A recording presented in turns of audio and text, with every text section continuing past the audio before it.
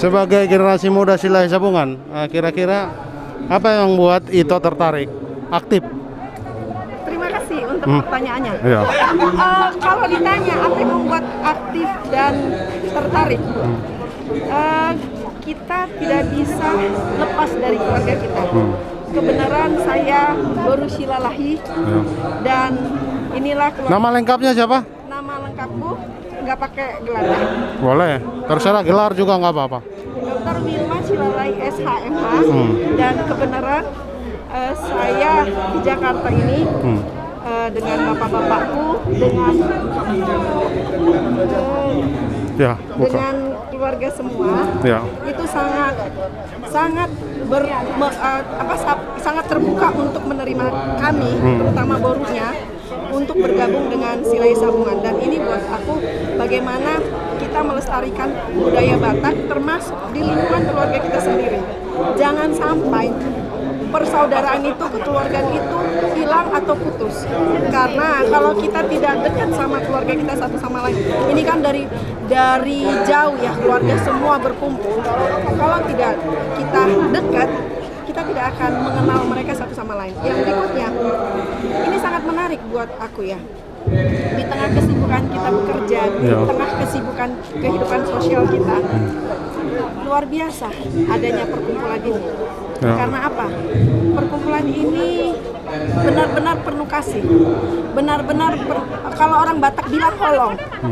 Bagaimana kita mendapatkan holong kita dari keluarga kita, dari saudara-saudara kita, dari bapak kita, dari ito-ito kita, dari kakak-kakak kita, dari eda-eda kita, luar biasa. Jadi buat saya bisa gabung di Silai Sabungan, suatu kebanggaan tersendiri dan suatu kehormatan buat saya, keluarga besar Silai Sabungan.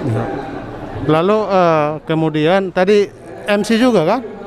Itu talenta apa memang hanya diminta atau memang sudah biasa juga menjadi MC di acara begitu? Jadi kebenaran saya sudah biasa jadi pembicara, sebagai narasumber, sebagai moderator dan sebagai MC juga. Jadi tiba-tiba ini diminta mendadak dan kebenaran saya untuk bahasa Batak kurang ya. Tapi inilah. Tapi mengerti ya, mengerti. Tapi inilah yang membuat saya kenapa saya harus ada di lingkungan keluarga saya. Karena bagaimana saya belajar bahasa Batak kalau nggak di tengah-tengah keluarga saya atau sering berkumpul atau bertemu dengan keluarga saya. Terakhir pertanyaan, apa harapan dari itu ketua yang diteguhkan tadi, Dr. Randes Martua Situngkir? Pemimpinannya ke depan apa? Saya kenal Budak Martua Situngkir, Bapak Dr. Randes Martua Situngkir ini sudah cukup lama.